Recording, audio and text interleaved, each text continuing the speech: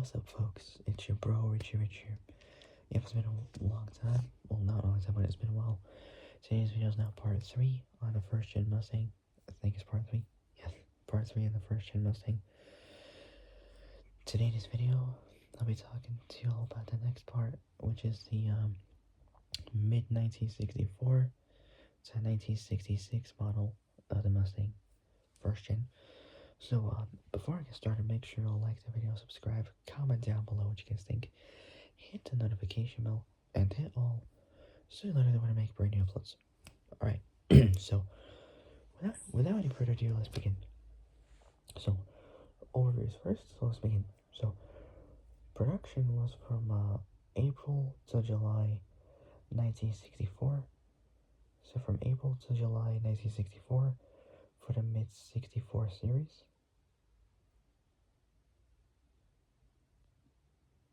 So for the mid-64, like middle of 1964 series. Then we got August, from August 1964 to July 1965 for the 65 series. And then for the 66 series, we got August 1965. So August 1965 to July 1966. This is for the 1966 series. Assembly is in Dearborn, Michigan, San Jose, California, Metuchen, New Jersey, Valencia, Venezuela, and Mexico City in Mexico. Designers are Joe Otis, David Ash, Gail Halderman, Charlie Fanna for the fastback, and we got Philip T. Clark for the Mustang 1 concept. So Philip T. Clark for the Mustang 1 concept, and also same for the Mustang 1 concept. We got his John Najjar. His last name is spelled Najjar. Excuse me. Body and chassis next. Went way ahead. Sorry about that. But body and chassis for that. So body and chassis next. Body style is for 3 types, or two-door, or hardtop, fastback, and convertible. It's related to the 65-66 GT350 Shelby Mustang. Powertrain is next. Starting off with is the engines. We got 2 thrift power inline 6s. The rest of these are V8s. So for the engine, we got both a 2.8 liter and 3.3 liter.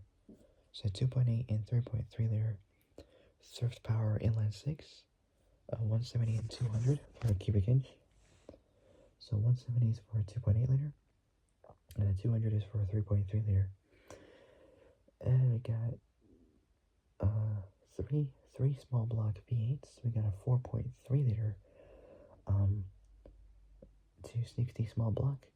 We got 2 4.7 liter 289 small blocks. One of them is a high power V8. Transmission, three options you can choose from is both a 3-speed and 4-speed manual, and a 3-speed automatic. Dimensions is next. Wheelbase, 108 inches, approximately, 2,743 millimeters. Length, 181.6 inches, 46.3. So length 181.6 inches. So wheelbase 2,743 millimeters, 108 inches. Full wheelbase. Length 4,613 millimeters, 181.6 inches. 181.6 inches in length. Width 1,732 millimeters, 68. So width 1,732 millimeters, 68.2 inches. 1,732 millimeters, 68.2 inches in width. Height approximately 1,300 millimeters, 51.2 inches in height. So curb weight is For the base Mustang, there's only just one. It's 2,445 pounds, which is 1,109 kilos. Not bad. 1.1 tons. Not too bad. Not too bad. Alright. Nope.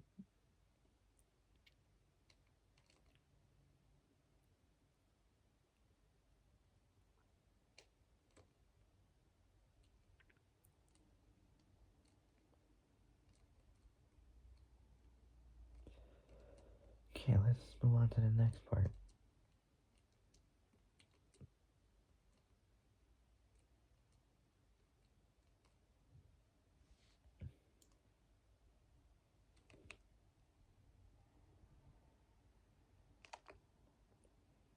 So let's see where we're at. Curb weight 2,445 pounds.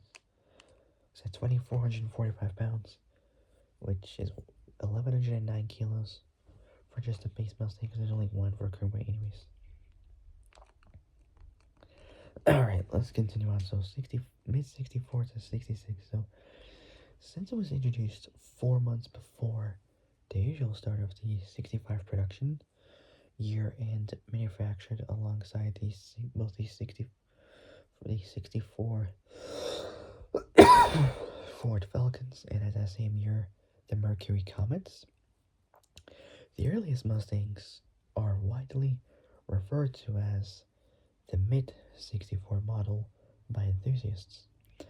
Nevertheless, all mid-64 cars were given 65 US, so 1965 US standard VINs at the time of production, and with limited exception to the earliest of promotional materials, were marketed by Ford as 65 models.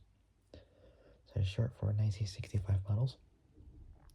The low-end model hardtop used a U-Code 2.8 liter inline 6 shared with a Falcon, as well as a 3-speed manual, and retailed for $2,368, equivalent in 2023, $23,263. Now it's probably, I don't know, 30 grand, 35, I don't know. Standard equipment for the early 65 Mustangs. So standard equipment for the early 65 Mustangs included black front seatbelts. So black front seatbelts, glove box or glove compartment light, and a padded dashboard. Production began on 9th of March 1964. Mustang serial number 1. Code is 5408F1. What was it? 1. So 5F. So 5F08F1. 00001 for the pre-production batch was sold on April 14th, 1964 at the George Parsons Ford dealership in George Parsons Ford dealership in St. John's, Newfoundland in Canada. Official intro followed on April 17th at the 1964 World's Fair.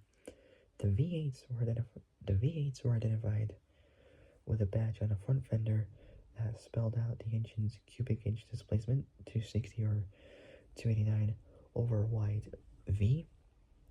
This emblem was identical to the one on the 64 Fairlane. Several changes to the Mustang occurred at the start of the normal 1965 model year in August 1964, about 4 months 4 months after its intro. These cars are known as late 65s. The engine lineup was changed with a 3.3 liter T code engine. So 3.3 liter T code inline 6 that produced 220 horsepower. Production of the Fairlane's not T, but F code, 4.3 liter V8 small block ceased when the 64 model year ended. It was replaced with a new 4.7 liter C code V8, making 200 horsepower with a 2-barrel carburetor as the base V8, and the A code 225 horsepower 4-barrel carbureted version of the V8 was next in line. So same engine, just a little bit upgraded. Followed by the unchanged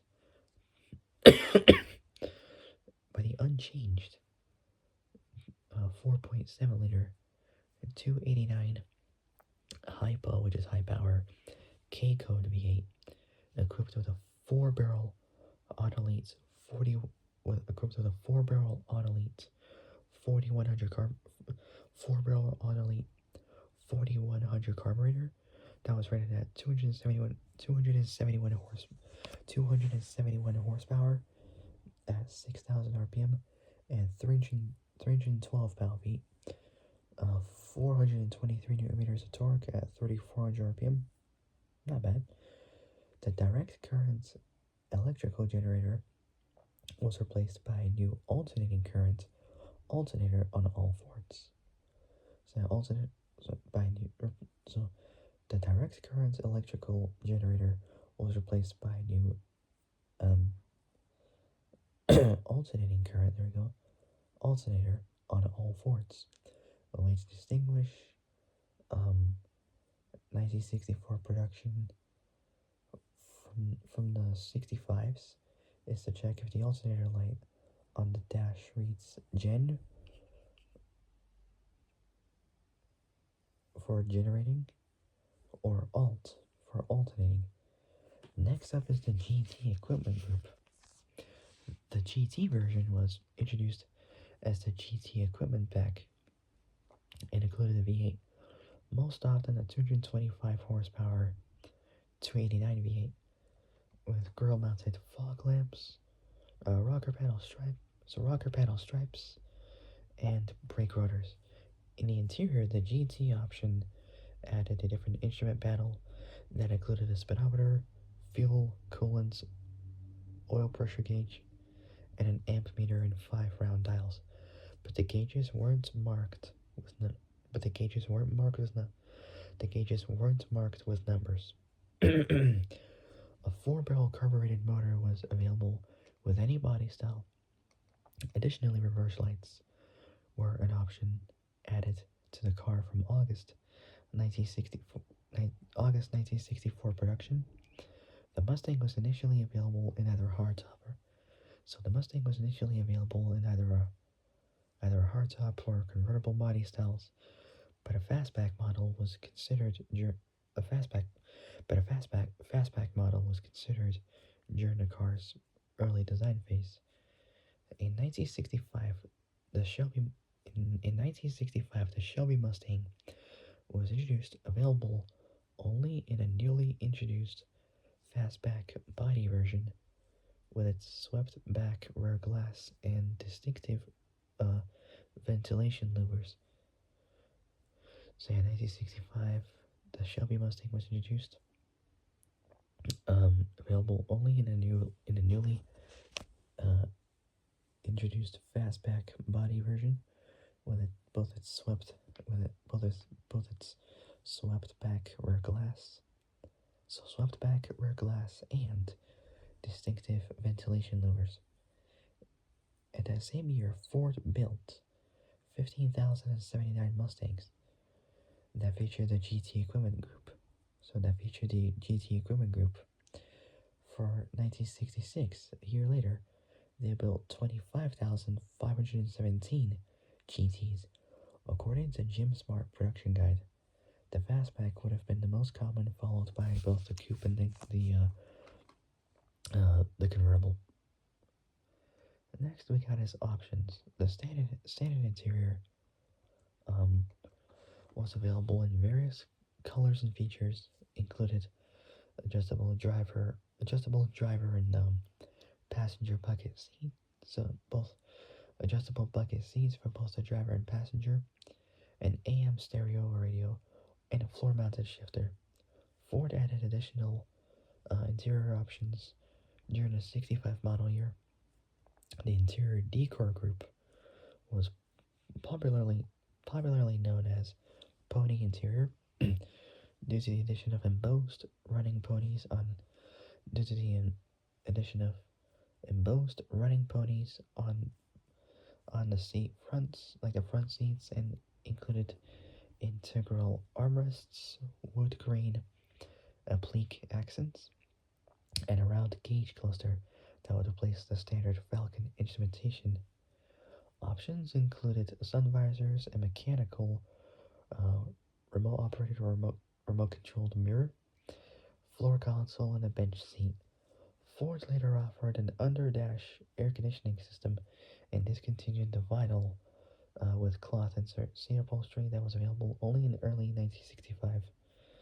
It's available only in early 1965 models. The Rally Pack was introduced in 1963 after Ford's success at that year's Monte Carlo Rally. Available on other Ford and Mercury compacts and intermediates, the Rally Pack consisted of both a steering column mounted combination time, like the clock and tachometer. It was available as a factory orientated option for $69.30.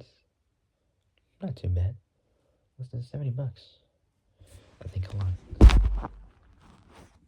It says $69.30. Installed by a dealer, the Rally Pack was priced. Installed by a dealer, the Rally Pack was priced. The Rally Pack was priced at $75.95, less than $76, by 5 cents less. A 14-inch wheel option was available for both Rally Pack and GT 350R cars, widening both front and rear tracks to 57.5 inches. Compass, rear seat belts, air conditioning, and rear taillights, like backup lights, were also optional. A nationwide survey of owners, so a nationwide survey of, so a nationwide survey of, survey of owner, a nationwide survey of, so a nationwide survey of own, so a nationwide survey of owners by a company called Popular Mechanics included many complaints about legroom, like the space for the legs. Fuel economy for the base V8 was good for the period, with a test by Popular Mechanics rating the optional 260 V8s,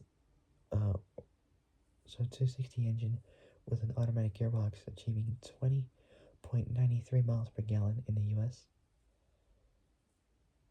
Less than 21 miles per gallon, not too bad. 11.24 liters per 100 kilometers. For importance, is 25.14. A little bit, like around 25.1 to 25.2 miles per gallon. Not too bad at a steady 60 miles an hour.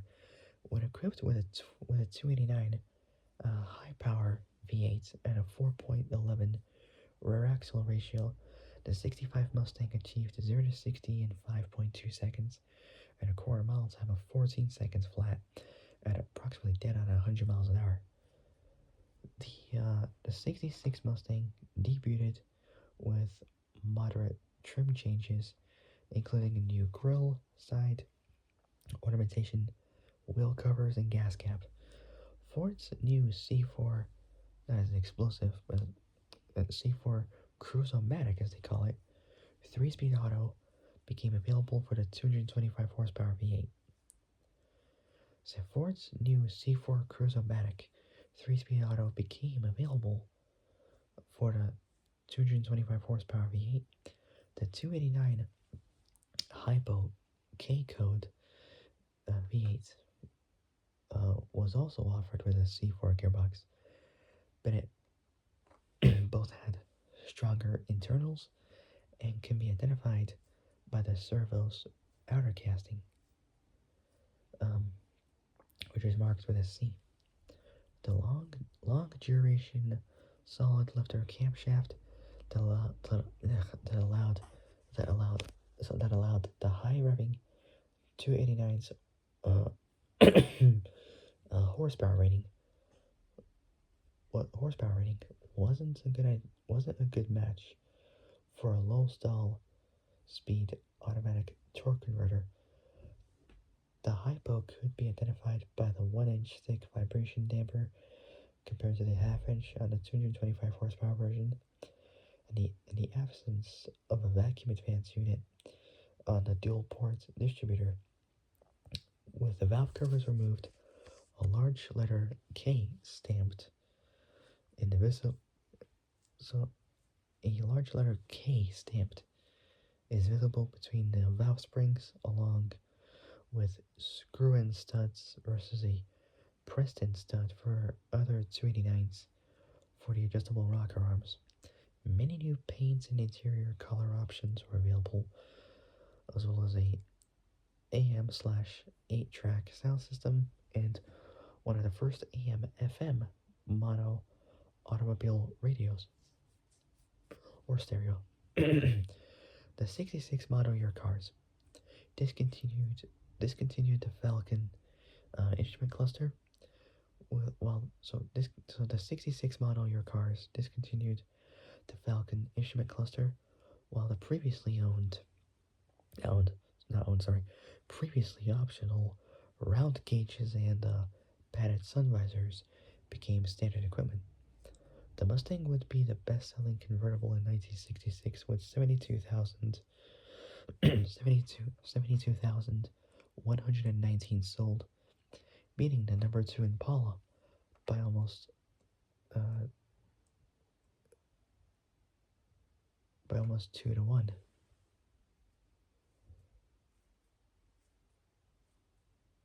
I think. Hold on, let's check. Can't see from this distance. Yep. By almost 2 to 1 ratio, the 65 and 66 Mustangs. So the 65 and 66 Mustangs are differentiated by variations in the exterior despite the similar design. Three variations include the Cove. It's like saying dove, like turtle doves, but taking out the D and putting C, and you get Cove molding on the rear quarter panels behind the doors. From August 1964 production, the molding was a single vertical piece of chrome. So single vertical piece of chrome. While the 66 models, the molding was smaller in height and had 3 horizontal bars extending forward from the design, resembling an E. The front intake grills and ornaments were also different. The 65 front grille used a honeycomb pattern, while the 66 version was a slotted style. While both model years used both the horse and coral emblem on a grille, the 65s had 4 bars extending from each side of the coral, while these bars were removed for the 66s. During the 66 model year, a High Country Special limited edition was available with 333 units sold in these 3 states: Colorado, Wyoming, and Nebraska.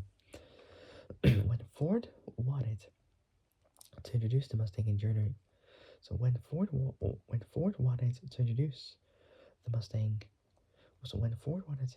the Mustang in Germany, they discovered that the Krupp, So KRUPP company had already registered the name for a truck. The German company offered to sell the rights for 10,000 US dollars. Ford both refused and removed Mustang badges from export units. Instead, they named the cars T5, a pre-production Mustang project name for the German market until 1979, when Krupp copyrights expired. For those who don't know what Krupp means, it's the largest company in Europe. Um, at the start of the 20th century, as well as Germany's premier weapons manufacturer during both the First and Second World War, produced battleships, U-boats, tanks. So battleships, U-boats, tanks, howitzers, guns, utilities, and hundreds of other commodities. The company also produced steel used to build railroads in the US and to cap the Chrysler Building.